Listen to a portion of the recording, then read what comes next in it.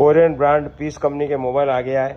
करीब करीब आईफोन 17 की तरह दिखने वाला फ़ोन है। सिर्फ 5,500 रुपये में कंप्लीट एंड्रॉयड डिवाइस है। उसके बाद में इसका एक और प्रोडक्ट आता है आईफोन 15 प्रो की प्लस मैक्स की तरह दिखने वाला प्रोडक्ट है।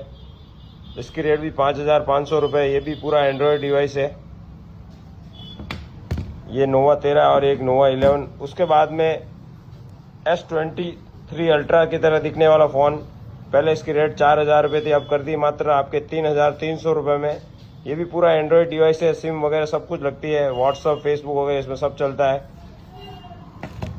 इसमें एक और मॉडल है, इसकी रेट भी 3,300 है। ये भी करीब पूरा आईफोन के जैसे दिखने वाला कंप्लीट एंड्रॉयड डिवाइस है। उसके बाद अगर आपको कीपैड में छोटा फ़ोन चाहिए तो ये प्रोडक्ट है। करीब आपके अंगूठे की साइज़ का फ़ोन है, सिम लग जाएगी। सिर्फ 800 रुपये में ये प्रोडक्ट दे रहे हैं।